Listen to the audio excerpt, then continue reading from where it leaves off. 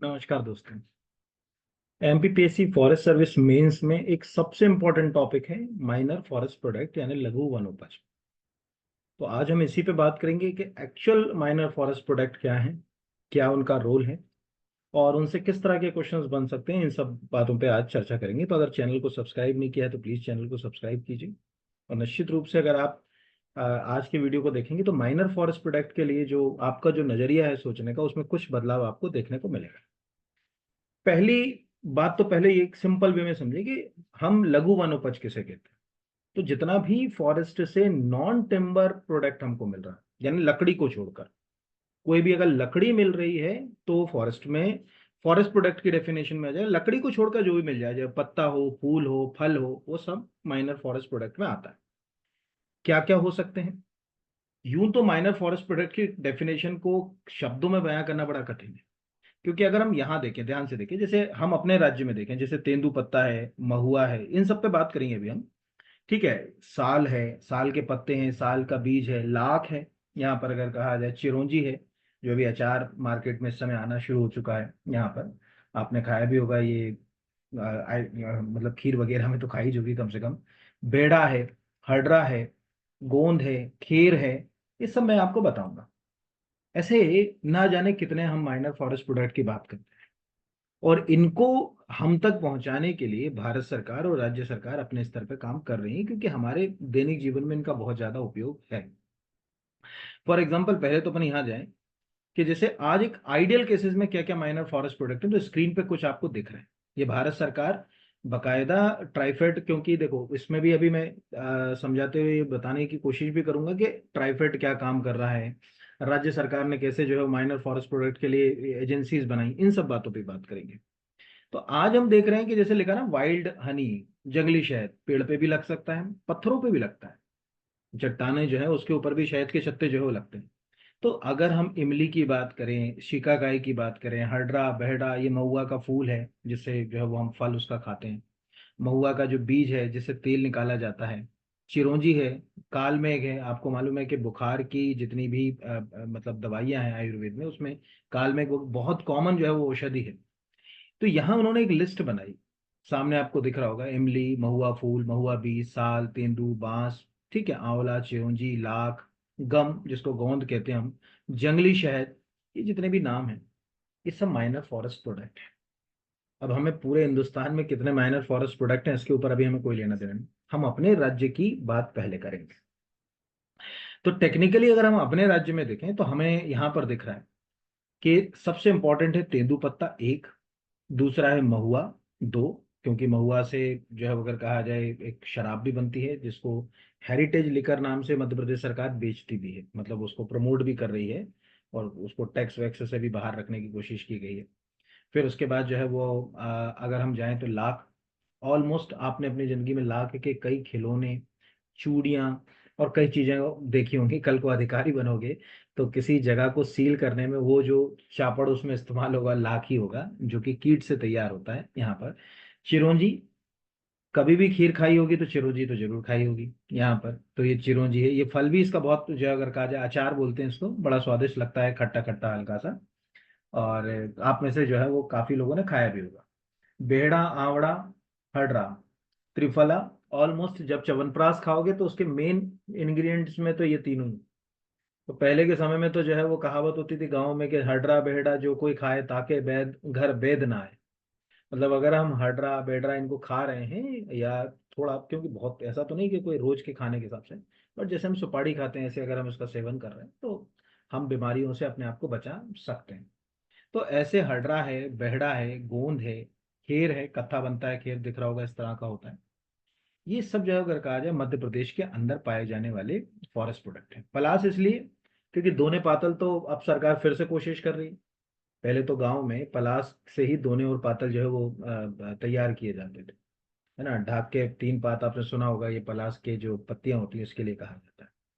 तो अब हम आज समझने की कोशिश करेंगे कि हमारे लिए ये माइनर फॉरेस्ट प्रोडक्ट क्या रोल प्ले कर रहा है, किस तरह के क्वेश्चन बन सकते हैं उन पे। पहला है हमारे लिए तेंदुपत्ता। तेंदुपत्ता, तेंदु नाम का जो है वृक्ष है, उसी के पत्तों को ही तेंदुपत्ता कहा जाता है। आप में से कोई अगर ग्रामीण अंचल से होगा तो गांव में तेंदु पत्ते का जो तेंदु का जो फल होता है उसको टेमरू भी कहा जाता है। वो दिखता जैसे चीकू होता है वैसे ही है, बट ये है कि उसका कलर थोड़ा येलोइश होता है, और वो उसका जो शेल है बाहर का आवरण है वो ठोस होता है। तो वो खाने के लिए फल भी मिलता है, लकड़ी भी इसकी जो है वो उपयोग में लाई जाती है, और तेंदु पत्ते से तो बीड़ी बनती है। अब यहीं से हमारी कहानी एक्चुअल शुरू हो रही है फॉरेस्ट माइनर फॉरेस्ट प्रोडक्ट की। देखो क्या है कि ये प्रोडक्ट मिल कहाँ रहे हैं, ये सब वनों में मिल रहे हैं। तो निश्चित रूप से इन प्रोडक्ट के ऊपर पहला अधिकार किसका होना चाहिए? ठीक है, उन वनों में रहने वाले लोगों का इस पे पहला अधिकार होना चाहिए। तो क्या हुआ कि जब हमारा राज्य गठित हुआ, अब यहाँ से हम तेंदुपत्ते शुरू करते हैं, तो हम कुछ ऑफिशियल वेबसाइट्स फॉलो करेंगे, जैसे सामने स्क्रीन के ऊपर आपको मध्य प्रदेश सरकार की ऑफिशियल वेबसाइट्स दिख रही हैं, इसके ऊपर जानकारियां हैं, वो भी हम साझा करेंगे और उनसे लिंक करेंगे। तो तेंदुपत्ते के लिए यहाँ पर हम जाएं। यहाँ कहानी तेंदुपत्ते की जो है वो कैसे शुरू हुई। जो लोग तेंदुपत्ते को तोड़ते हैं तो इसको 50 या 100 के बंडल्स में बांध के इसके बंडल बना लेते हैं, पत्तों को आपस में जोड़ के, और उसका एक फिर बोरा तैयार होता है। आइडियल केसेस में जैसे 50 और 100 के बंडल में लिखा हुआ है, तो वो भी हम देखेंगे कि बोरे कितने का होता है, क्या होता है वो भी। अब क्या हुआ कि जब हमारा राज्य मतलब गठित हुआ 1956 में, तो तेंदुपत्ता एक बड़े बेल्ट में, तेंदुपत्ता तो चूंकि ट्रॉपिकल फॉरेस्ट है तो ऑलमोस्ट मध्य प्रदेश में ज्यादातर अगर कहा जाए कि सतपुड़ा की पूरी बेल्ट में तेंदुपत्ता, अच्छा खासा तेंदुपत्ता मतलब तेंदु पाया जाता है। सरकार को पहली बार 60s में ये चीज फील होना शुरू हो गई कि अगर हम इसको अपने नियंत्रण में नहीं रखेंगे तो कई व्यापारी क्या करेंगे, इसका मिसयूज करेंगे, वो खुद अपने स्तर पर इसको तोड़वाएंगे। और जिन जनजातियों का इन माइनर फॉरेस्ट प्रोडक्ट पर पहला अधिकार है, ठीक है, वो जंगलों में रही, उनका पहला अधिकार है, हम उस अधिकार से उनको वंचित नहीं कर सकते। आपने वनवासी अधिनियम 2006 में भी इस बात को देखा होगा कि वन से जो प्रोडक्ट है, कभी उसको आप पढ़िए, वनवासी अधिनियम 2006 के प्रोविजन, उसमें लिखा हुआ है कि भाई माइनर फॉरेस्ट प्रोडक्ट पे उनका पहला अधिकार है, हम उन अधिकारों से उनको वंचित नहीं कर सकते। तो यही चीज यहां पर हुई कि मुझे वो कंतारा मूवी का सीन याद आ गया, मैं उसको 60 के पहले की मूवी के हिसाब से इमेज कर रहा हूँ कि वहां पर अपने एक फेस्टिवल के लिए लोग जंगल में जाते हैं लकड़ी पत्ते आदि लेने, और एक फॉरेस्ट ऑफिसर उनको कहता है कि आप जंगल में नहीं जा सकते और जंगल से किसी प्रोडक्ट को तोड़ नहीं सकते, उपयोग नहीं कर सकते, क्योंकि ये सरकारी प्रॉपर्टी। देखिएगा उसमें एक सीन आता है, सेम कहानी है वो। तो तेंदु पत्ता जिसका उपयोग हम लोग बीड़ी में करते हैं, यानी बीड़ी बनाने के लिए, आपने देखा होगा बीड़ी के ऊपर का जो हिस्सा होता है वो तेंदु पत्ते की से ही बनता है। तो मध्य प्रदेश सरकार का दिमाग चला, सरकार ने सोचा, यहाँ से देखिए, है ना, राज्य सरकार ने 1964 में एक अधिनियम बनाया और तेंदु पत्ते के व्यापार को अपने हाथ में ले लिया। ये सिंपल सी लॉजिक है, उन्होंने कहा भाई अब तेंदु पत्ता जो है उसको तोड़वाएंगे हम, खरीदेंगे हम, और उसके बाद जो है वो अगर कहा जाए जो भी प्रक्रिया होगी वो हमारे बाया बाया होगी। ये बिल्कुल वैसा है, आज अपने घर में आप सागौन का पेड़ लगा लो, कोई दिक्कत नहीं है, लगाने की कोई मनाही नहीं, काटने के लिए सरकार की परमिशन चाहिए, क्योंकि हमने उसका राष्ट्रीयकरण कर रखा है, वो राज्य की संपत्ति है, आपकी निजी संपत्ति नहीं है कि आप सोचोगे मैंने लगा दिया और काट दूं कभी भी। तो तेंदु पत्ती के लिए भी ऐसे ही करा।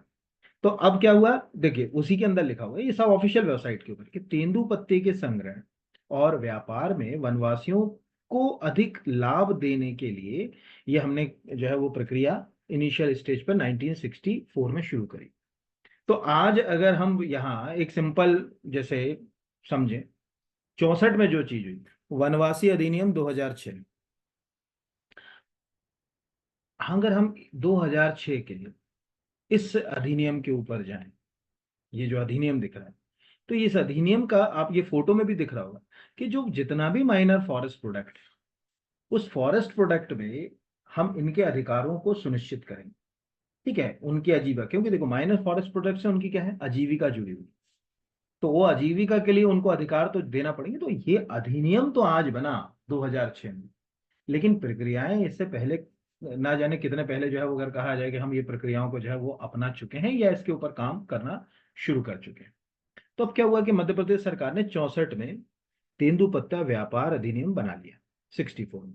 फिर सरकार को लगा कि भाई ये हमने अधिनियम तो बना लिया, अपने हाथ में तो ले लिया, लेकिन इसको तोड़ेंगे कैसे, ठीक है, कलेक्शन कौन करेगा, और कलेक्ट करने के बाद हम उसको खरीदेंगे कैसे, उसको बेचेंगे कैसे, ये चीजें जो है अगर कहा जाए हम कैसे जो है वो प्लान करें, क्या किया जाए इसके लिए। तब सरकार ने 1984 में, जो लिखा हुआ है ध्यान से देखिएगा, 1984 में मध्य प्रदेश राज्य लघु वन उपज व्यापार विकास, ठीक है, नाम की एक इंस्टीट्यूशन जो है वो उसको खड़ा किया। उसका जो है वो सरकार ने जो है वो गठन किया। ठीक है। अब गठन करने के बाद, एक सेकंड रुकना जरा, अगर कहा था, एक सेकंड होल्ड कीजिएगा। तो 1984 में मध्य प्रदेश सरकार ने राज्य लघु वन उपज व्यापार विकास संघ, खाली तेंदुपत्ते के लिए नहीं है, लघु वन उपज के अंदर जो वो चीजें आएंगी, जितने भी अभी हमने नाम दिए, चाहे वो महुआ हो, चाहे वो तेंदुपत्ता हो, चाहे वो कत्थे के लिए खैर हो, चाहे वो हडरा हो, बेहड़ा हो, ठीक है, जंगली शहद हो, इन सब के व्यापार और विकास के लिए हमने कोऑपरेटिव सोसाइटी की तरह एक इंस्टीट्यूशन खड़ा करा। ये हमने जो है वो अगर कहा जाए कर दिया। ये कब किया? 1984 में। ये ध्यान रखिएगा ना, इसका एक खुद का ऑफिशियल पेज के ऊपर भी लिखा हुआ है कि मध्य प्रदेश राज्य लघु वनोपज, इनके हिंदी और इंग्लिश में नाम सेम ही है। ये मैं बता दूं, गठन कर दिया। मतलब कैसे कदम में चले अपन, पहले अपन ने तेंदुपत्ते के लिए किया, फिर लगा कि नहीं यार, हम कर तो दिया हमने, लेकिन खरीदेगा कौन? ठीक है, जो व्यक्ति जो है तोड़ रहा है वो कहाँ जाके बेचेगा? तेंदुपत्ता जो बोरा होता है तेंदुपत्ते का, एक्चुअल तेंदुपत्ते का कलेक्शन कैसे होता है? बोरे में होता है। अगर आप ध्यान से देखोगे तो इसमें यहाँ पर जो है वो इस लिखा हुआ मिल जाता है कि नॉर्मली क्या होता है, 50 पत्तों को आपस में बांध कर एक बंडल तैयार किया जाता है। और ऐसे अगर कहा जाए कि जो 100 बंडल होते हैं, 50 से 100 पत्ते वाले जो है ना, ये बंडल है, और इन बंडलों से जो है वो एक बोरा जो है वो तैयार किया जाता है। और सरकार फिर इसको जो है वो अगर कहा जाए बोरे के आधार पर खरीदती है। और उसके लिए अलग अलग समय पर सरकार जो है वो कीमतों का निर्धारण अलग अलग करती है। तो अब 1984 में उन्होंने ये तो कर दिया, लेकिन उसमें भाई किस रेट में हम लें, क्या प्रक्रिया हो, आम आदमी को, मतलब जो कलेक्ट कर रहे हैं उनके भी अधिकारों का हनन ना हो। इसीलिए ध्यान से देखिए ये जो वर्ड है, 1989 में इस व्यवस्था में महत्वपूर्ण परिवर्तन लाते हुए लघु वन उपज के संग्रहण कार्य में संलग्न प्रदेश की अनुसूचित जाति, जनजाति एवं अन्य कमजोर वर्ग के ग्रामीणों की आर्थिक सामाजिक उत्थान हेतु वनोपज के संग्रहण एवं विपणन, विपणन यानी होता है मार्केटिंग, का कार्य सहकारी कमेटीज के माध्यम से किए जाने का निर्णय लिया। यानी अब हम कोऑपरेटिव सोसाइटी, यानी 3 अलग अलग चरण पे हम चले। इस तरह से हमने तेंदुपत्ता जो है वो संग्रहण की जो है वो प्रक्रिया जो है वो शुरू करी। और इस तरह से आज जो है वो अगर कहा जाए कि तेंदुपत्ते को का संग्रहण जो है किया जा रहा है, तो इसमें अगर आप ध्यान से देखोगे तो हर साल के आंकड़े भी मिलेंगे, ये हमको जो है वो याद करने की जरूरत नहीं है। यहाँ पर आपको दिख रहा है, ये जैसे नीचे दिख रहा है ना, मजदूरी दर, संग्रह मजदूरी दर जैसे लिखी है, तो निश्चित रूप से संग्रह मजदूरी दर क्या होगी, जैसे जैसे समय बढ़ेगा वैसे वैसे ये मजदूरी दर में भी क्या होगा, थोड़ा सा सुधार जो है वो होता चला जाएगा। ये क्वेश्चन जो है वो आपको पूछे जाते हैं। तो अब क्या क्या प्रश्न पूछेंगे, ध्यान समझना है ना। पहला प्रश्न तो यही पूछेगा कि भाई तेंदुपत्ता जो है वो अगर कहा जाए कि संग्रह के लिए कैसा वृक्ष है, तो उन्होंने कहा साहब ये उष्णकटिबंधीय वृक्ष। दूसरा, हमेशा याद रखिएगा जितने भी माइनर फॉरेस्ट प्रोडक्ट हैं, उन पेड़ों के वैज्ञानिक नाम अगर आपको नहीं पता, जो स्क्रीन पे दिख रहा है, तो आपका एक क्वेश्चन तो खराब हो ही गया समझ। तो आपको उनके वैज्ञानिक नाम भी जो है वो अगर कहा जाए पता होना चाहिए कि भाई किस नाम से और जाना जाता है। हम और आप तो कह रहे हैं, लेकिन वहाँ दूसरा फिर हमने क्या करा कि उसके लिए बकायदा मध्य प्रदेश शासन ने तेंदुपत्ता नहीं, सभी के लिए 84 में इंस्टीट्यूशन खड़ा करा। ये अपनी लाइन के अंदर दूसरा हो गया। फिर 89 में कोऑपरेटिव सोसाइटी को भी हमने जो है वो उसमें जोड़ा। समय समय पर कई सारी योजनाएं हमने तेंदुपत्ता के लिए जो है वो शुरू करी। जैसे लिखा है कि तेंदुपत्ता तोड़ने वालों के लिए एक समूह, ठीक है, बीमा योजना 91 में शुरू की गई। ये पूरे एशिया में अपनी तरह की सबसे बड़ी बीमा योजना है। इस योजना के तहत 18 से 60 वर्ष आयु के 24 लाख, ठीक है, इस सभी तेंदुपत्ता तोड़ने वाले किसानों का निःशुल्क बीमा किया जाता है। ये हो गया यहाँ पर कि भाई उनके लिए हमने ये काम जो है वो किया। तो ऐसे हम लगातार क्या करते रहे कि तेंदुपत्ते के लिए काम करते रहे। आज क्या है, तो आपको कुछ चीजें तो जैसे पता होना चाहिए, जिसमें से एक जो दो मैं आपको बता देता हूँ, एक सेकंड। सबसे पहले तो आप यहाँ जाएं, ध्यान से देखिए, मैं नीचे ले गया। एक तो एक स्टिकर दिखा रहा हूँ, मतलब सरकार का एक ब्रोशर का एक पार्ट है, वो आप देख ध्यान से देखिए। ये पहला तो आपको ये याद रखना है यहाँ पर, ये हालांकि बिल्कुल एकदम नया नहीं है, लेकिन तेंदुपत्ता संग्रहण सम्मेलन हुआ था तो तेंदुपत्ते अभियान, तो एक चरण पादुका नाम से योजना शुरू करी थी कि जो तेंदुपत्ता का संग्रह करते हैं या कलेक्शन करते हैं, उन लोगों को हम जो है इस योजना के तहत, यहाँ पर ये बकायदा आपको जो दिख रहा होगा कि भाई उनके पैर में अगर चप्पल नहीं है तो हम कहेंगे कि ठीक है भाई, हम उनको जो है वो चप्पल भी देंगे, उनको एक पानी की जो है वो बॉटल भी जो है वो देंगे। ये सब जो है वो अगर कहा जाए यहाँ पर इस तरह से। अच्छा, ये कभी नहीं आता है, ध्यान रखना ना, इस तरह के प्रश्न नहीं आएंगे कि आज तेंदुपत्ता प्रति किलो जो है वो अगर कहा जाए क्या मूल्य चल रहा है, ये प्रश्न नहीं पूछे। क्योंकि ये जैसे एमएसपी होता है वो बढ़ता घटता रहता है, सेम कहानी। लेकिन अभी अपने दिमाग में कम से कम इतना मतलब आंसर ये क्लियर हो गया कि तेंदुपत्ता जो वर्ड आ रहा है, कि तेंदुपत्ते का उपयोग कहाँ हो रहा है, उसका वैज्ञानिक नाम क्या है, उससे कैसे जो है वो बीड़ी बनाई जा रही है, कैसे उसके लिए सरकार ने 1956 में मध्य प्रदेश के गठन से लेकर आज तक अलग अलग स्टेजेस पे काम किया। और भारत सरकार भी काम कर रही है, भारत सरकार अपने तरीके से काम कर रही है। तो भारत सरकार का जो एजेंसी है इसमें वो है ट्राइफेड। ये आप याद रखिएगा, कभी जैसे कोई पूछे कि भाई इंडिया में तो अलग अलग तरीके सेंट्रल गवर्नमेंट भी तो कर रही है ना, तो ट्राइफेड। तो कोई पूछे ट्राइफेड क्या है, तो ये ट्राइबल मतलब ट्राइफेड भी वही काम कर रही है, बस ये है कि वो गवर्नमेंट ऑफ इंडिया के मिनिस्ट्री ऑफ ट्राइबल उससे जुड़ी हुई है। ठीक है, ट्राइबल अफेयर से पे लिखा है भारतीय जनजाति सहकारी विपणन विकास, यहाँ पर अगर कहा जाए ट्राइफेड है। अब ये ट्राइफेड इतने प्रोडक्ट पे काम कर रहे हैं, इनमें तेंदुपत्ता भी रहेगा और बाकी चीजें भी जो है वो रहेंगी। तो आज से आपको ये दोनों बातें याद रखना है, मतलब ये क्वेश्चन जो है वो पूछे जा सकते हैं। ऐसे क्वेश्चंस भी आ सकते हैं, लेकिन जो अवेयरनेस है, जैसे चिरौंजी है, अभी आपको मालूम होगा कि अचार का सीजन है ये, काफी आप में से कोई ग्रामीण क्षेत्र से होगा तो उसने खाया भी होगा। तेंदुपत्ता अभी अप्रैल जून दिख रहा है, अभी नया पत्ता आया है, तो इस पत्ते को जो है वो तोड़ने की प्रक्रिया चल रही। तो यहाँ पर है कि हाँ, इसका समय अगर हो सकता है कि पूछना हो तो पूछ सकता है, ये क्वेश्चंस भी पूछ सकते हैं। बट आउटलाइन में हमको दिखा कि क्या क्या क्वेश्चन जो है वो पंच हो सकते हैं, ये बेसिक ही है, इससे ज्यादा कोई अपने को और ज्यादा इंटेलिजेंट बनने की जरूरत नहीं है। फिर दूसरे नंबर पे आते हैं महुआ। ठीक है, एक सेकंड, महुए के लिए अपन आ जाएं कि महुए में क्या क्या है, एक सेकंड होल्ड कीजिए। अब दूसरा है महुआ, मधुका लोंगिफेलिया, एक ऐसा पेड़ जो ऑलमोस्ट ट्रॉपिकल क्लाइमेट में सब जगह मिल जाता है। मध्य प्रदेश में कोई कहे कि भैया सतपुड़ा में ज्यादा मिलेगा कि विंध्याचल में ज्यादा मिलेगा, कहीं संपूर्ण मध्य प्रदेश में आपको ये मिलेगा। संपूर्ण कैसे, इसको अपन इसको समझने की कोशिश का एक सबसे सरल तरीका है कि महुआ कितना, अगर हम इस वन डिस्ट्रिक्ट, ठीक है, वन प्रोडक्ट के मैप को देखें, तो अगर हम पूर्व की ओर से बढ़ना शुरू करें, उमरिया दिख रहा है यहाँ पर, अगर कहा जाए उमरिया में भी महुआ जिला है। और अगर हम बढ़ते बढ़ते पश्चिम में जहाँ टच हो रहे हैं वहां पहुंचे, यानी अलीराजपुर, तो अलीराजपुर भी महुआ जिला है। इससे आपको साफ समझ पड़ रहा होगा कि महुआ का जो वृक्ष है वो संपूर्ण मध्य प्रदेश के अंदर आपको मिल रहा है। और महुआ एक ऐसा वृक्ष है जिसका जो अगर कहा जाए फूल भी अगर कहा जाए हमारे काम आ रहा है, जब सुखाया जाता है तो उसका फल भी हमारे काम आ रहा है। उसकी जो अगर कहा जाए कि जो सीड है, यानी जो उसका बीज है वो भी काम आ रहा है। आपको मालूम होगा कि फॉरेस्ट बेड जो है वो ऑयल प्रोडक्ट भी होते हैं, उसमें भी महुए को जो है अगर कहा जाए बीज को हम लोग इस्तेमाल करते हैं, उसका तेल जो है वो उपयोग में लाया जाता है। तो इस तरह से अब हमारी कहानी आती है महुए की। महुआ जो कि जनजातीय संस्कृति का एक अभिन्न हिस्सा रहा, अगर आप किसी भी ट्राइबल कल्चर को पढ़ोगे तो उसमें जो है अगर कहा जाए कि शराब को अलग अलग मतलब जो है अगर कहा जाए प्रैक्टिस में उसको उपयोग किया जाए, कहीं सीडू बोलते हैं, कहीं वो ठर्रा बोलते हैं, अलग अलग जगह पर उसको देसी दारू भी कहा जाता है। तो दारू, ठर्रा, सीडू, ये सब नाम जो है वो हमको देखने को मिलते हैं अलग अलग ट्राइब्स के अंदर, अलग अलग जिनके धार्मिक पर्वों के दौरान, कार्यक्रमों के दौरान, रीति रिवाजों के दौरान उसका सेवन जो है वो किया जाता है। ये ना महुआ कितना महत्वपूर्ण है सांस्कृतिक रूप से, ये भी समझ पाते हैं। तो स्क्रीन पर आपको दिख रहा होगा ये महुए का बीज है। इस बीज का उपयोग हम तेल में करते हैं। कौन से तेल में करते हैं, तो कभी आपने ध्यान से अपना, वैसे तो आप सब लोगों ने चूंकि अपना पूरा सिलेबस कर ही लिया होगा, तो अब मेरी जरूरत नहीं है कि मैं आपको ये बात समझाने की कोशिश करूं। तो आपका जब ये सिलेबस पर आप जाओगे, ध्यान से देखोगे, तो इसमें जो एक सेकंड ये लिखा हुआ है यहाँ पर, वृक्ष जनित तिलहन बीज, जब आप वृक्ष जनित तिलहन बीज पे जाओगे तो उसमें महुआ भी जो अगर कहा जाए ऑयल सीड की डेफिनेशन में आता है, जो है तो उसमें ऑयल सीड की डेफिनेशन में आता है। मैं दिखा भी दूंगा, अभी होगा तो एक आध फोटो आपको।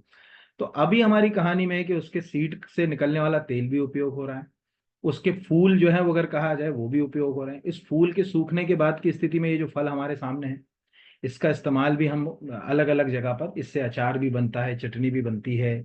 ठीक है, जो है अगर कहा जाए जिसको अपन ठर्रा बोलते हैं, जो है वो मतलब क्या बोलते हैं कि हेरिटेज शराब जिसको कहा जाता है, वो आप कभी पढ़िए ऐसे इंटरनेट पे टाइप करिए मध्य प्रदेश हेरिटेज शराब पॉलिसी, तो आपको ये पढ़िए तो आपको समझ पड़ेगा कि हाँ सरकार भी इस चीज को प्रमोट करिए। यहाँ पर कुछ मत करिए, सिंपल टाइप कर लीजिए मध्य प्रदेश हेरिटेज शराब नीति, तो आपको पता चलेगा कि अच्छा महुए से बनी शराब का भी जो है वो सरकार उसको भी एक सेकंड देखिए मैं दिखाता ये हम चले गए, एक बिल्कुल बेसिक से सर्च किया यहाँ पर, तो ये आपको दिख रहा है हेरिटेज शराब।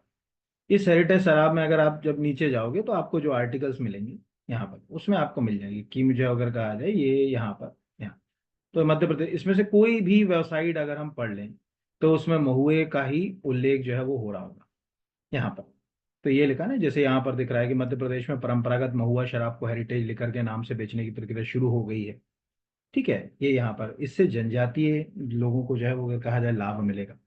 उनको वो जो महुए का फूल जो है वो संग्रह कर रहे हैं, वो जो महुए का बीज जो है वो संग्रह कर रहे हैं, उसके लिए उन्हें उचित कीमतें मिलना शुरू हो जाएंगी। तो अब हम थोड़ा सा महुए के ऊपर देखें कि महुए में क्या क्वेश्चन आ सकते हैं। तो आपके सामने किस मतलब अगर कहा जाए कि फाइल है, राज्य वन अनुसंधान संस्थान जबलपुर। ये मुझे इसलिए अभी एकदम हंसी आ गई, अभी क्या मेरी एक फॉरेस्ट की टेस्ट सीरीज भी चल रही है अभी। तो एक बच्चे ने मुझे मैसेज किया था कि सर बहुत महंगी है, 1500 रुपये की टेस्ट सीरीज है। तो मैंने कहा कि तुम जब एक पेपर देखोगे ना, तुमको फील होगा कि हाँ उसमें कितना रिसर्च कर रहा है टीचर तुम्हारे लिए। कोई क्वेश्चन बाहर आने की उम्मीद नहीं करते हम, हर चीज उसके अंदर जो है वो समाहित करने की कोशिश करते हैं। तो यही सब एग्जाम में रिसर्च आ रहे हैं आजकल, और कुछ नहीं आ रहे। तो अगर हम इस आर्टिकल्स में जाएं तो हमें यहाँ पर पहले तो एक वैज्ञानिक नाम तो आपको पता ही है, और आपको दिख रहा है कि महुआ का वृक्ष पूरे भारत में मुख्य रूप से मध्य प्रदेश, गुजरात, देश के पश्चिमी भाग, पूर्वोत्तर जो है नागपुर आदि में पाया जाता है। ट्रॉपिकल फॉरेस्ट में आता है, उष्णकटिबंधीय वृक्षों में आएगा, हमारे यहाँ तो पूरे ही ट्रॉपिकल फॉरेस्ट है। ठीक है। दूसरा कह रहा है कि महुआ का बीज अथवा गुल्ली देश में अनुमानित उत्पादन 6 लाख मीट्रिक टन है। ये हमें बिल्कुल याद नहीं करना, ये आंकड़े कभी नहीं आएंगे, ये मैं आपको बता दूं। ठीक है, यहाँ पर ये है। तीसरा कह रहा है कि पूर्ण रूप से विकसित वृक्ष वृक्ष से औसतन 50 किलोग्राम सूखे जो है वो फूल की प्राप्ति होती है, यही आप फल के रूप में उपयोग करते हैं यहाँ पर, और कुछ नहीं है यहाँ। तो महुआ फूल मार्च के अंतिम सप्ताह में वृक्ष में लगना शुरू हो जाता है, और अवधि के आधार पर इसे 3 भागों में बांटा जाता है। फूल जो है, अभी महुए का फूल का ही संग्रहण का जो है वो समय चल रहा है। शुरू ये प्रथम सप्ताह में संग्रहण में फूल कम रसीला होता है, भरवारी इसमें थोड़ा सा इसमें गूदा आ जाता है, और फिर फाइनली जो है अगर कहा जाए कि अच्छा खासा ये फल के रूप में डेवलप हो जाता है, उसको फल जैसे ही कहते हैं। तो इसको कलेक्ट करते हैं जनजातीय क्षेत्रों में, आपने देखा होगा कि सतपुड़ा या विंध्याचल के बेल्ट में जो है वो ट्राइब्स में महुए का फूल कहते हैं ना, कहाँ जा रहे हैं, उन्होंने कहा यार महुए का फूल बीनने जा रहे हैं, ऐसे बोलते हैं बीनने जा रहे हैं वहां पर। या उन्होंने कहा कहाँ जा रहे हैं, उन्होंने कहा यार वो के लिए जा रहे हैं। तो इस तरह से फूल गिरता है, और इसको ऐसे तोड़ते नहीं है, ये गिरता है तो इसका संग्रह किया जाता है। तो कई बार ऐसा लगता है कि नहीं हम जो है, तो इस तरह से अब ये महुए को यहाँ पर इसको कलेक्ट करते हैं, जैसे स्क्रीन पे दिख रहा है। ये पूरी प्रकृति के अनुरूप काम होता है।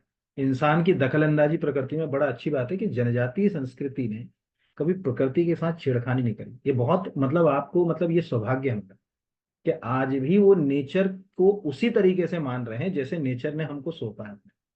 नहीं तो हमारे घर आम लगा हुआ है, लकड़ी से मार मार के तोड़ के जो है वो पहले ही उसको गांव में कभी देखो जिनके यहाँ केरी लगी होती है, साग खाते हैं साग।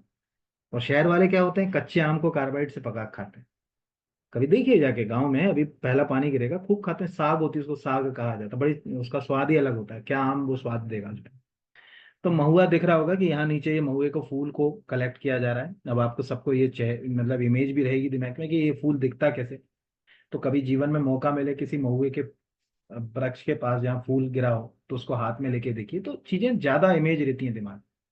फिर इसको क्या करते हैं, बढ़िया छाए में इसको सुखाया जाता है।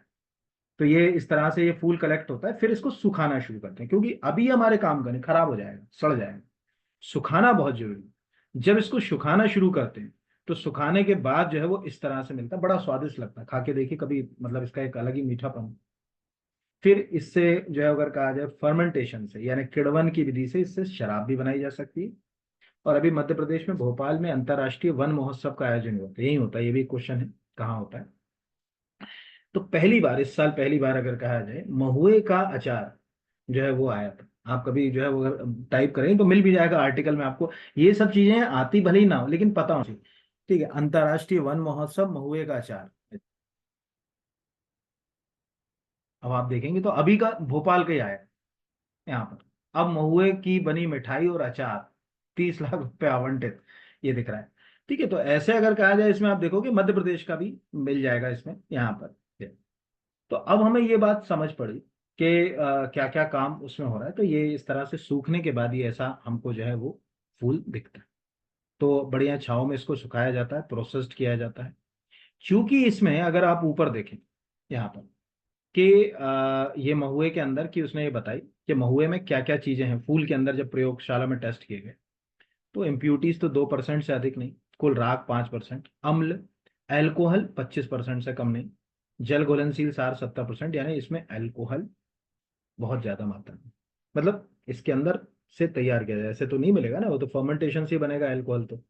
ठीक है, कि उसके अंदर एल्कोहल है कि खा लो तो एल्कोहल आ जाए, ऐसा नहीं, वो प्रक्रिया किण्वन से होगी, उसको सड़ाना पड़ेगा, फर्मेंटेशन करना पड़ेगा, और फर्मेंटेशन के बाद, किण्वन के बाद जो है वो हमको अल्कोहल प्राप्त होता है। इस तरह से हम ये कह सकते हैं कि मार्च के महीने के बाद से, जो आपको स्क्रीन के ऊपर दिख रहा है, मार्च अप्रैल, इसमें जो है वो महुए का फूल जो है वो आना शुरू हो जाता है। और इस फूल को जो है वो कलेक्ट किया जाता है, सुखाया जाता है, और फिर इसको जो है वो सरकार अपनी जो है वो एजेंसीज के माध्यम से, ट्राइफेड के माध्यम से, केंद्र सरकार अगर लेगी तो ट्राइफेड के माध्यम से भी हम बेच सकते हैं इसके प्रोडक्ट। ठीक है, उनके जो भी मतलब जहाँ भी विपणन मार्केटिंग के लिए जो भी सेंटर्स हैं वहाँ से। और राज्य सरकार की बात करें तो मध्य प्रदेश राज्य लघु वनोपज जो है वो खरीदे। इस तरह से महुए को खरीदा जाता है और महुए का उपयोग कई सारी चीजों में किया जाता है। अब आपको दिख रहा है कि महुए के फूल की गुणवत्ता, अच्छा महुआ पीला, मध्यम लाल, खराब काला। तो अभी आपने इससे क्या इमेज हुई, ऊपर जाए कितना आएगा यार, आप एक आर्टिकल में से कितना आएगा वो छोड़ो, यहाँ दिख रहा है कि इसको देख के लग रहा है कि यार ये बहुत ही बढ़िया महुए का फूल है, बहुत ही बढ़िया। कल को तुम अधिकारी बनोगे यार, इन चीजों से दो चार होना पड़ेगा तुम्हें। ठीक है, उसके हक की बात तुमको करना पड़ेगी कि जैसे अगर कहा जाए कोई लेकर आया महुए का फूल तो तुमको लगेगा हाँ यार वास्तव में जो है, अगर कहा जाए ये चीज जो बेच रहा है ये क्वालिटी वाइज है, चीज जो है वो मायने रख रही है यहाँ पर। तो ये जो बातें हैं जो लिखी होती है, इनमें से आने वाली चीजें तो दो चार हैं। जैसे महुए का फूल का कलेक्शन कब होता है, महुए का बीज का उपयोग काय में किया जाता है, तो हमें दिख रहा है कि महुए के बीज का उपयोग जो है वो तेल के लिए रूप में भी जो है वो किया जाता है यहाँ पर। बस ये याद रखना है, इसके अलावा कुछ याद रखना है, और सरकारी वेबसाइट पर लिखा हुआ है। तो हम ये सोचें कि इसमें कोई ज्यादा प्रयास करें नहीं। आज क्या क्या बन रहा है, देखो आप, कितनी सारी चीजें महुए से बन रही है, केक भी बन रहा है, बिस्किट्स भी बन रहे हैं, सीधे हम इसको खा सकते हैं। ठीक है, पौष्टिक होता है। इसके अलावा अचार बन रहा है, यहाँ पर आपको ये महुआ की जो है अगर कहा जाए लिकर है, ठीक है, देशी दारू जिसको कहा जाता है यहाँ पर, वो भी जो है वो उससे जो है वो तैयार की जा रही है। ये एक ऑफिशियल आपको डॉक्यूमेंट पूरा स्टेट फॉरेस्ट रिसर्च इंस्टीट्यूट जो अगर कहा जाए जबलपुर से दिया गया था, ये समझ पड़ा। तो महुए का इस्तेमाल आपको समझ पड़ गया ऑलमोस्ट, हमको अच्छे से समझ पड़ गया कि अलीराजपुर और इधर जो है अगर कहा जाए उमरिया, दो जिले जो है वो महुआ डिस्ट्रिक्ट के रूप में है यहाँ पर। इसमें उमरिया ज्यादा फेमस है। ठीक है, अभी उमरिया का महुआ बहुत ज्यादा फेमस है यहाँ पर। ऐसे बस आपको याद रखना है, बाकी और कुछ जो है वो, आप इसको, उमरिया का क्यों फेमस है, क्योंकि यहाँ से महुआ एक्सपोर्ट भी होता है। ठीक है, यहाँ पर जैसे इसको कैसे समझेंगे, जैसे सिंपल समझने का तरीका है, आप कुछ मत करो, मध्य प्रदेश के उमरिया से महुआ का निर्यात आपको पता चलेगा, यहाँ से हम गए, आपको आर्टिकल, ठीक है, ये लिखा, लंदन के व्यापारियों को भाया उमरिया का महुआ, 3 महीने पुरानी खबर है, जिन्हें हमारे यहाँ से एक्सपोर्ट हो रहा है, और क्या चाहिए। तो इससे क्या होगी, आप सोचिए कि जो जनजातीय समुदाय है उसको उस महुआ की अच्छी कीमत मिलेगी। ठीक है, उसका उत्साह बढ़ेगा, उसकी आजीविका, देखो ज्यादातर ट्राइबल ग्रुप्स जो हैं उनकी आजीविका के दो साधन है, कृषि और वनोपज का संग्रह, इसके अलावा कुछ नहीं। ज्यादातर आप कभी भी ट्राइब्स पढ़ते हो तो उसमें ज्यादातर में यही मिलता है कि यहाँ पर, तो ये दिख रहा है कि मध्य प्रदेश का 200 टन महुआ 110 रुपए प्रति किलोग्राम की दर से लंदन जा रहा है। सात समुद्र की कितनी सारी खबर मिल रही है, सात समंदर पार उमरिया के महुआ का जलवा, ब्रिटेन में एमपी का। तो इनमें से कोई भी न्यूज पढ़ लो, जैसे ये एबीपी की न्यूज है, अगर हम इसको पढ़ें तो हमको समझ पड़ेगा यार हाँ, अब प्रयास से किसान की स्थिति, खासकर उन जनजातीय समुदाय जो इसका संग्रह करें, उनकी स्थिति हम कैसे सुधारेंगे। तो ये तरीके हैं, और ये आप ध्यान रखिएगा, ये जो दिख रहे हैं ना, ये जो अधिकारी हैं कल को आप बनेंगे, ये आप ही के इनिशिएटिव है, किसी और के नहीं है। सरकार कहाँ से लाएगी, आपकी अप्रोच लाएगी ना, अगर आप ये इनिशिएटिव को लेकर आओगे तो। इसीलिए वन विभाग में, इसीलिए आप अपने आप को, किसी आर्टिकल को ध्यान रखो, इन 10 यूनिट को जो पढ़ोगे ना फॉरेस्ट्री से संबंधित टेक्निकल, अपने आप को अधिकारी के नजरिए से सोचना शुरू करना कि कल को मैं ऑफिसर बनूंगा तो जब मैं हाथ में लूंगा उस महुए को तो देख के मुझे पता होना चाहिए कि हाँ पीला है मतलब स्वस्थ है। अभी आप सोचिए यार, हम फॉरेस्ट्री की तैयारी कर रहे हैं मेंस की, हम में से ज्यादातर को महुए की सीट का कलर नहीं मालूम। हम में से ज्यादातर को जो अगर कहा जाए तेंदुपत्ता जो है वो दिखता कैसा है ये नहीं मालूम। अगर किसी को कहा कह दिया जाए हडरा का पेड़ कौन सा है तो पहचान ना पाए, बेड़ा का पेड़ कौन सा है तो पहचान ना पाए। जिस चीज में जाना है उसके प्रति हमारा डेडिकेशन कितना है उसके ऊपर तो काम करो थोड़ा बहुत। अपने आसपास ही ढूंढो यार, ज्यादा दूर मत जाओ, अपने आसपास ही ढूंढो, ना जाने कितने क्वेश्चन तुम्हें अपने आसपास ही जो है अगर कहा जाए मिल जाएंगे। तो ये वन विभाग ने ब्रिटेन की कंपनी फॉरेस्ट के साथ जो है वो एमओयू पे दस्तखत कर लिए। यहाँ पर ये महुआ जो है वो अगर कहा जाए, बाकी आर्टिकल जब आप पूरा पढ़ लोगे तो उसमें नीचे भी और भी चीजें जो है वो होंगी। तो इसलिए इसको मैं अब बंद कर दूं यहाँ। तो ये दूसरा हमको समझ पड़ गया कि महुए के लिए जो है वो हम क्या कर रहे हैं, कैसे कर रहे हैं। फिर तीसरे के ऊपर जाते हैं, महुए से हम अगले के ऊपर, या महुए में तो इतना ही आपको याद रखना है महुए। अब महुए के बाद जो तीसरा जो चीज है वो है लाख। ठीक है, अब मैं 1 मिनट लाख के लिए भी फाइल खोलूं, एक सेकेंड। अब अगला है लाख। लाख एग्जैक्टली एक प्रकार का इंसेक्ट होता है, यानी कीट होता है। और टेक्निकली जो है वो इसकी दो ही किस्में होती हैं, कतकी और रंगीनी। और ये इंसेक्ट कई सारे पेड़ों के ऊपर जो है अगर कहा जाए पाया जाता है, बहुत सारे, जैसे बेर के ऊपर भी मिल जाएगा, नीम के ऊपर भी मिल जाएगा आपको, लाख पलास के ऊपर भी मिल जाएगा। तो जिस पेड़ के ऊपर पाया जाता है या रहता है उसी पेड़ के नाम से उसका नाम पड़ जाता है। जैसे पलास का लाख, कुसमी लाख, जो अगर कहा जाए नीम का लाख, ऐसे अलग अलग जो है अगर कहा जाए लाखों को कहा जाता है। ये एक इंटरनेट पर ही फाइल उपलब्ध थी, मुझे तो आइडिया नहीं कि किसकी है क्योंकि इसमें कहीं कुछ लिखा नहीं है। लेकिन इसमें हमको दिख रहा है कि टेक्निकली लाख के मामले में, अगर हम यहाँ पर इसमें एक आंकड़ा कुछ स्टेट्स का दिख रहा है, इन आंकड़ों के हिसाब से देखें तो हमें दिख रहा है कि यार छत्तीसगढ़, झारखंड और फिर मध्य प्रदेश, इससे सिद्ध है कि छत्तीसगढ़ झारखंड का लाख में अच्छा खासा वर्चस्व है। तो मध्य प्रदेश में लाख वहां ज्यादा होगी जो झारखंड और छत्तीसगढ़ के नियरेस्ट है। इसीलिए मध्य प्रदेश में आपको मालूम होगा लाख अनुसंधान संस्थान कहाँ है, सबको मालूम है, उमरिया में। क्यों है? अब दिमाग चल रहा है कि अलीराजपुर में क्यों नहीं, झाबुआ में क्यों नहीं है, अलीराजपुर में क्यों नहीं है, धार में क्यों नहीं है, खरगोन में क्यों नहीं, वहां भी तो वन क्षेत्र है। लेकिन चूंकि इस बेल्ट में ही ज्यादा जो कीट है तो इससे जो है वो ये जुड़ा हुआ है। और यही रीजन है कि जब आप लाख अनुसंधान की जब बात करेंगे तो भारत में इसके लिए, ये आपको देखा होगा, भारतीय प्राकृतिक राल एवं गूण जो है वो संस्थान, ठीक है, राल वो राख के लिए वर्ड इस्तेमाल कर रहा है, ये नामकुम झारखंड में, रांची में। एक तो यही क्वेश्चन तैयार हो गया, इसकी ऑफिशियल वेबसाइट है, ये दिख रहा होगा यहाँ पर।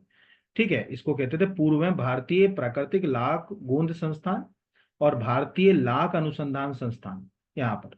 अब जो है वो इसका नाम क्या है, राष्ट्रीय माध्यमिक कृषि संस्थान।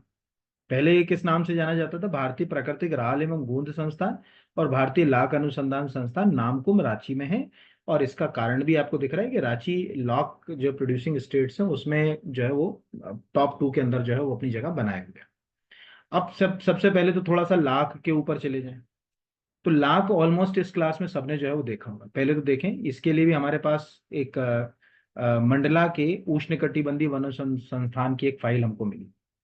इसमें हमें ये दिख रहा है कि एक्चुअल जो है अगर कहा जाए कि लाख के जो पैटर्न होते हैं, जैसे आपको दिख रहा होगा ये यहाँ पर रंगीनी लाख, ठीक है, कतकी, जून जुलाई अक्टूबर फसल की कटाई, यहाँ पर तो लाख दो ही प्रकार की है। पहली है रंगीनी। अब रंगीनी लाख जो है वो कहाँ मिलेगी, ये लाख पलास, बेर, ठीक है, आकाशमणि, पीपल जैसे वृक्षों पे मिलती है। इसी पे ये जो है अगर कहा जाए कीट चिपकेगा और इसी को फिर काट के तोड़ के उसको जो है वो निकाला जाता है, उसका चापड़ तैयार किया जाता है और उससे फिर जो है वो लाख मिलता है, जो अलग अलग रोजमर्रा की जिंदगी में चीजों में हम इस्तेमाल करते हैं। कुसमी जो है अगर कहा जाए, ये पहला हो गया कुसमी लाख यहाँ पर। ये लाख कुसुम के जो है वो वृक्ष से प्राप्त होती है। लाख कम लागत में तैयार होने वाली नगद फसल।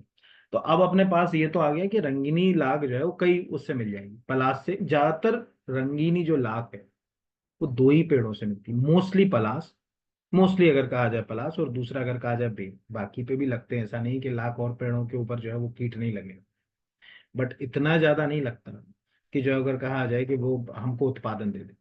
तो यहाँ पर, तो अब लाख पे प्रश्नों के लिए हम इसी, अगर कहा जाए फाइल के कुछ क्वेश्चंस के ऊपर गए।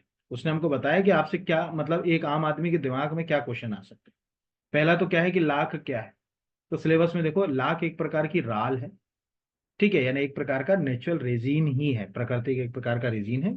बस ये है कि वो पेड़ से नहीं बह रहा है, ठीक है, जो रेजिन होता है एक पेड़ से बह रहा है। ये जो है वो अगर कहा जाए, जो सूक्ष्म मादा कीट होते हैं वो अपने शरीर से बाहर जो अवशिष्ट है उसके रूप में अगर कहा जाए सेक्रेट करते हैं। तो क्या लिखा, मादा लाख कीट स्वयं की तथा अपने बच्चों की सुरक्षा हेतु इसका निर्माण करती है। अतः एक प्रकार से सुरक्षात्मक आवरण लाख कीट के निवास स्थान यानी ग्रह है, ठीक है, यानी उसको आपको समझ पड़ गया कि क्या है, कीट चारों। लेकिन अब हम इसको निकालेंगे तो कीट भी आएगा साथ में, ठीक है। दूसरा क्या कह रहा है कि छिल्ली लाख, ठीक है, डंडियों से अलग की गई लाख को ही छिल्ली लाख कहते हैं। लाख डंडी जो है वो किसे कहते हैं, तो वो सिंपल सी लॉजिक है कि ये जो फोटो दिख रहा है इसको देख लीजिए यहाँ पर, ये है लाख की स्टिक, इस तरह की होगी यहाँ पर, और जब निकाला जाएगा तो वो कुछ इस तरह का होगा, ऐसा ये। अभी 1 या 2 दिन का मौका दीजिए मुझे, और नीचे खूब सारे कमेंट करिए, कि कमेंट का मतलब है कि उसमें ये जरूर लिखिए कि हाँ हमको आप दिखाओ। मैं जहाँ भोपाल में रहता हूँ, मेरे घर के पास एक जो अगर कहा जाए कि 6 किलोमीटर में इकोलॉजिकल पार्क है, उसमें सब पेड़ है। आपको एक दिन होगा तो मैं लाइव वीडियो बताऊंगा कि देखिए ये लाख का जो कीट है ऐसे दिखता है, अभी भी मैं दिखा दूंगा, ये पलाश का जो है वो पेड़ ऐसे दिखता है, फलाने का इसमें वैज्ञानिक नाम है, ठीक है, कैंपा के तहत जो है वो इतना जो है वो वृक्षारोपण सब लिखा है वहां पे, बस हम ढूंढें तो इस तरह से हमें ये बात समझ पड़ी लाख में, कि जैसे चोरी लाख क्या है, अब ये पूछ रहा है ना, तो छिली लाख को छोटे छोटे टुकड़ों करके पानी में धुलाई करने के पश्चात लाख को ही चोरी लाख या सीड लाख जो है अगर कहा जाए कहते हैं।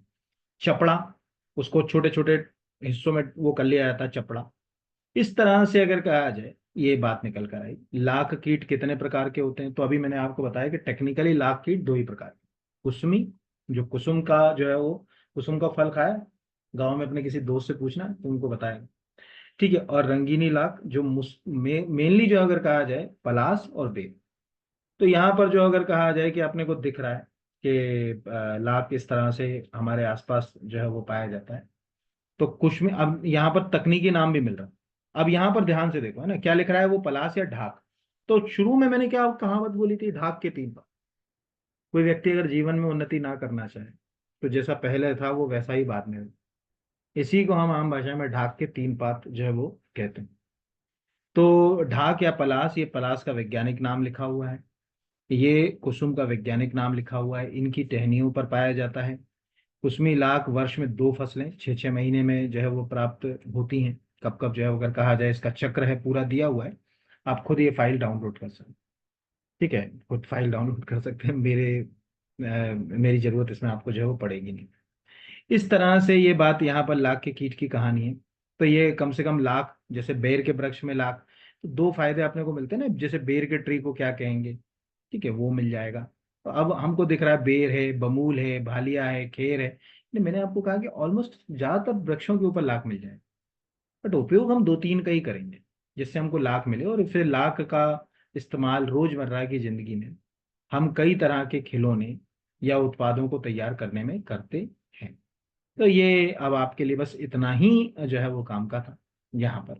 तो ये पता चली गया कि क्या चीजें हैं लाख में, क्या क्वेश्चन जो है वो पंच हो सकते हैं आपको यहाँ पर। अब लाख के बाद अगले के ऊपर आते हैं चिरौंजी। चिरौंजी में ज्यादा कुछ याद नहीं, 2 ही चीजें याद। पहला कि इसका वैज्ञानिक नाम याद रखना है, पहला यह आ गया। दूसरा कि चिरौंजी से किस तरह से, तो चिरौंजी ये अभी अचार, अभी थोड़ा सा ग्रामीण क्षेत्रों में जाओ तो वहां के बाजार हाट में ये अचार मिलता है, बड़ा स्वादिष्ट लगता है वो। मतलब प्रकृति का प्रेम देखिए उसका, कि देते भी कागज पे नहीं। जो पलाश का पत्ता होता है ना, जिसको ढाक बोल रहे हैं, पहले तो गांव में दोना पातल पलाश के पत्ते से बनती थी, उस पलाश के पत्ते से एक दोना बनाते हैं, उसी में ये सर्व होता है। लोग खाते हैं इसको, 5 रुपए 10 रुपए में आपको मिलता है थोड़ा थोड़ा सा।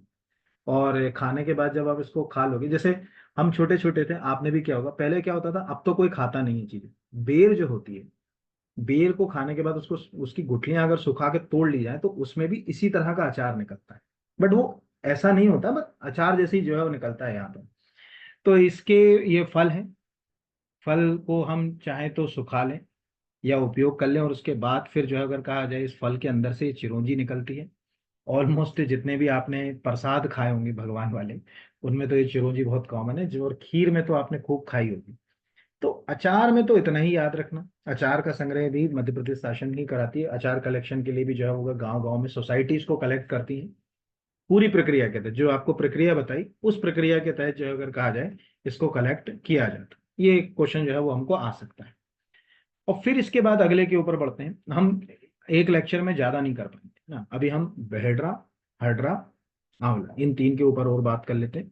फिर बाकी के ऊपर तो एक लेक्चर और लेंगे, तो उसमें आपको बताएंगे कि क्या हो सकता है। तो अब हम आ जाते हैं बेहड्रा हड्रा के ऊपर, है ना। एक सेकंड होल्ड कीजिएगा। मैंने 1 मिनट के लिए इसलिए रोकी थी कि कम से कम मैं चिरौंजी में आपको ये तो बता ही दूं कि जो चिरौंजी दिख रहा है कि एक वृक्ष से औसतन 40 से 50 किलोग्राम तक आपको जो है अगर कहा जाए बीज प्राप्त होता है। और उसको जब फोड़ा जाता है ना, तोड़ा जाता है, तो उसमें से 8 से 10 किलोग्राम तक चिरौंजी का उत्पादन प्रति वर्ष एक पेड़ जो है वो करता है। ये बेसिक जो अगर कहा जाए चिरौंजी के बारे में हमको पता होना चाहिए। बाकी ये भी वन जो है अगर कहा जाए औषधियां भी पढ़ाएंगे आपको जब समय आएगा। अब हम आ जाते हैं यहाँ पर बेहड़ा, हड्रा, स्क्रीन पे आप फोटो देखते जाइएगा। और तीसरा जो है वो आंवला। देखो, हड्रा, बेहड़ा और आंवला प्राचीन काल से आयुर्वेद में यूज होता है। क्योंकि हम कुछ उपयोग करें ना करें, एक वर्ड हम लोगों ने सुना है, त्रिफला चूर्ण। त्रिफला चूर्ण बहुत कॉमन है। त्रिफला मतलब 3 फल। और इसको अमृति कहा जाता है क्योंकि आंखों की ज्योति के लिए, इम्यूनिटी के लिए, ठीक है, शरीर की ऊर्जा के लिए, इन सब के लिए त्रिफला बहुत इंपॉर्टेंट जो है अगर कहा जाए रोल प्ले करता है।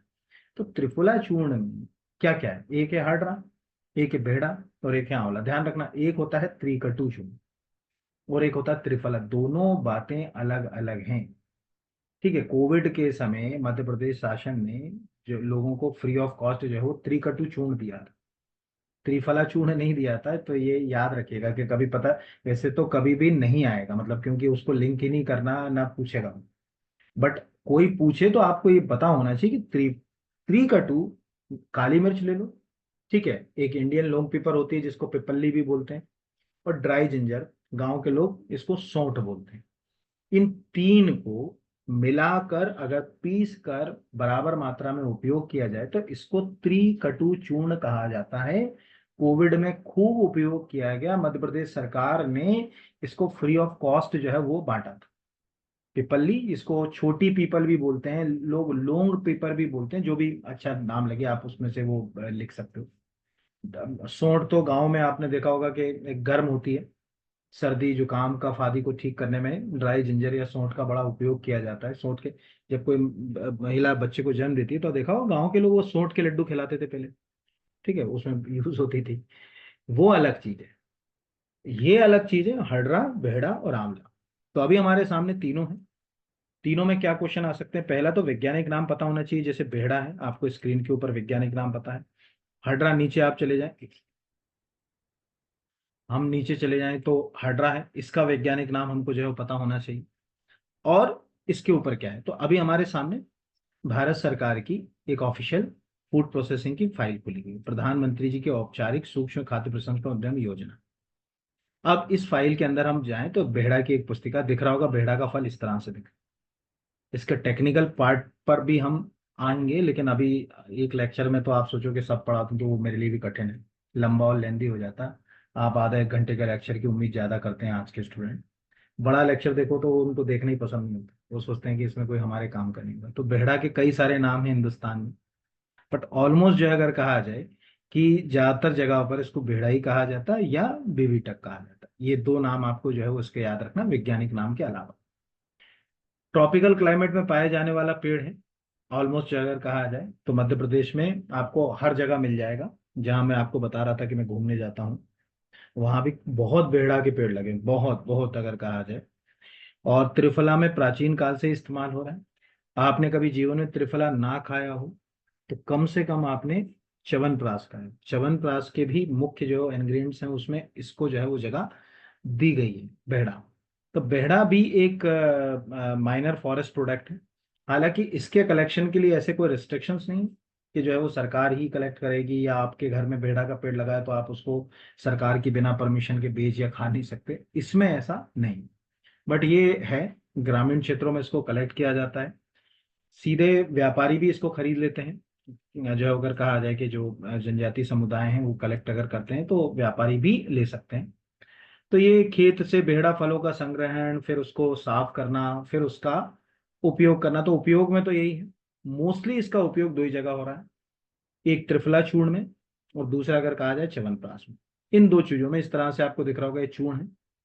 तो दो जगहों पर इसको जो है वो उपयोग में लिया जाता है, बाकी जो है वो क्या फूड प्रोसेसिंग वगैरह ये सब हमारे काम की नहीं। सेम प्रक्रिया जो बेहड़ा की है वैसे के वैसा ही आपको जो है वो अगर कहा जाए हडरा में।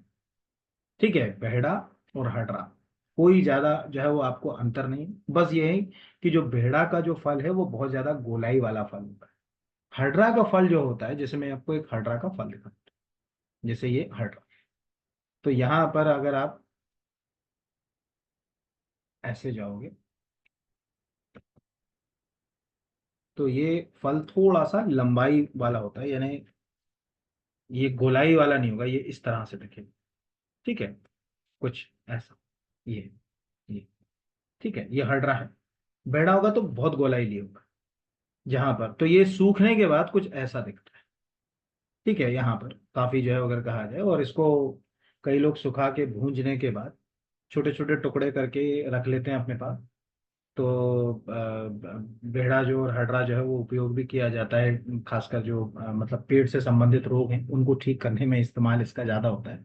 और इम्यून सिस्टम के लिए भी इसका इस्तेमाल किया जाता है। तो फोटो आपको दिख ही रहे होंगे, ऑलमोस्ट ज्यादातर में तीनों ही फोटो आपको दिखेंगे यहाँ पर। इस तरह से आपको वैज्ञानिक नाम तो पता होना चाहिए, कहाँ उपयोग हो रहा है ये भी आपको जो है वो पता होना चाहिए। ये यहाँ पर ये बात निकल कर यहाँ तक आ गई। अब इसका एक और वीडियो मैं नेक्स्ट लेक्चर जो है वो आपको लेकर आऊंगा। ये लेक्चर मैंने इसलिए लाया क्योंकि आप अपने स्तर पर माइनर फॉरेस्ट प्रोडक्ट के बारे में अच्छे खासा पढ़ चुके हैं। ठीक है, तो अभी आपको किस लेक्चर की मेरी जरूरत है, तो अगले लेक्चर में मैं क्या क्या ले लूंगा, मैं खेर के बारे में बता दूंगा, गोर के बारे गोंद के बारे में, गोंद कितने प्रकार का होता है। फाइलें हैं सब मेरे पास। ठीक है, जैसे गोंद है ये दिख रही होंगी यहाँ पर, गोंद की कृषि, गोंद का उपयोग, ये जितनी भी फाइलें हैं ये सब मैंने जो है वो सेव कर रखी हैं, दिख रहा होगा आपको। बस ये कि इसमें टाइम कंज्यूमिंग है, तो नेक्स्ट लेक्चर में एक अपन कर लेंगे इसके ऊपर पूरा। तो इसमें मैं पूरा गोंद से संबंधित चीजें कि गोंद कैसे कलेक्ट किया जाता है, किन वृक्षों से गोंद को, सलई का तो बहुत ही ज्यादा, कुल्लू और सलई दो गोंद तो बहुत ज्यादा अगर कहा जाए उपयोग में आते हैं, वो सबका। तो आज के लिए इसमें आपकी उम्मीद है कि आपको समझ पड़ा होगा कि माइनर फॉरेस्ट प्रोडक्ट क्या होते हैं।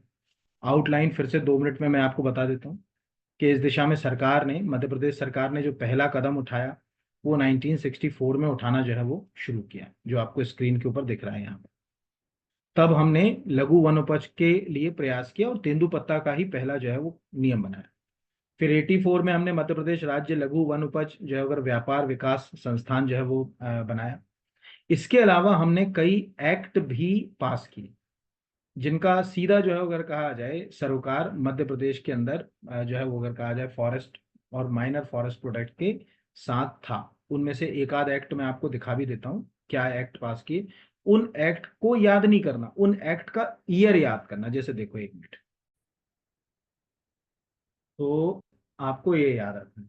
ये देखिए कौन कौन से, जैसे मध्य प्रदेश तेंदुपत्ता व्यापार विनिमय अधिनियम 1964, इंग्लिश में भी यही नाम है। मध्य प्रदेश वन उपज व्यापार विनिमय अधिनियम 1969। ठीक है, यहाँ पर मध्य प्रदेश आदिम जनजातियों का संरक्षण वृक्षों के हित अधिनियम 1900 जो है वो 99। यहाँ पर ये नियम, कुछ जो है वो नियम बोल रहा हूँ, अधिनियम जो है वो आपको याद रखना है जो माइनर फॉरेस्ट प्रोडक्ट से जुड़े हैं, वो कैसे याद। तो अब कहीं ना कहीं आपको समझ पड़ा होगा कि कैसे करना है। जाते जाते अगर आपको लग रहा है कि बिल्कुल परफेक्शन के साथ आपको क्या क्वेश्चन आना है और गागर में सागर क्वेश्चन चाहिए, तो मैं मेरी टेस्ट सीरीज आप चाहो तो ले लेना। आपको लगता होगा कि वो 1500 रुपए की, हर यूनिट का एक ही टेस्ट है। जब एक टेस्ट दोगे, पहली यूनिट का पहला टेस्ट दोगे ना, तो आपको पता चलेगा कि वो टेस्ट नहीं है, वो पूरा स्टडी मटेरियल है। क्योंकि मैंने जो क्वेश्चंस बनाए हैं, हर क्वेश्चन के 4 हिस्सों में 4 अपने आप में कंप्लीट क्वेश्चन है, डिस्क्रिप्शन अपने आप में कंप्लीट क्वेश्चन का नेचर, यानी अब जैसे लाख के ऊपर तो मैंने एक ही क्वेश्चन में कई चीजें, लाख अनुसंधान संस्थान कहाँ है वो भी ले लिया, उसमें लाख के दो, लाख को दो प्रकार से वर्गीकृत किया, मतलब एक क्वेश्चन को ही इतने तरीके से। क्योंकि मैं कभी भी जब टेस्ट बनाता हूँ तो मैं ये नहीं सोचता कि मेरे स्टूडेंट के कितने नंबर आएंगे, उससे मुझे कोई लेना देना। एग्जाम हॉल में उसके कितने नंबर आएंगे और रिजल्ट में कितने नंबर आएंगे उससे मुझे लेना देना, मेरा उद्देश्य वो है। आपको यहाँ 100 में से 100 दिला दूं और वहां 5 ना दिला पाऊं तो क्या मतलब। तो चाहो तो हाँ वो टेस्ट सीरीज ले लो, बहुत हेल्पफुल होगी आपकी, ये मैं आपको प्रॉमिस कर रहा हूँ। एग्जाम से निकलेंगे तो आपको निराशा नहीं होगी। दूसरा, उसमें जो फॉरेस्ट्री के जो टॉपिक है, कम से कम 10 से 12 क्लास मैं इंपॉर्टेंट टॉपिक की ले रहा हूँ उसमें। ठीक है, मतलब जैसे फॉरेस्ट लॉ हैं, एक्ट हैं, जैसे ये माइनर फॉरेस्ट प्रोडक्ट हैं, जो मेन फॉरेस्ट के जो अगर कहा जाए जैसे लकड़ी है तो किस तरह से लकड़ी को चीरा जाएगा, क्या किया जाएगा, ऐसे जितने भी सिलेबस में जो कोर टॉपिक्स हैं, जिनसे 20 30 40 40% तक आप मान के चलो वेटेज है, वो आपको वहाँ मिल जाएंगे। फिजिक्स केमिस्ट्री बायो मैंने मेंस में पढ़ाया, वो वीडियो मैंने ऑलरेडी उसमें डाल रखे हैं।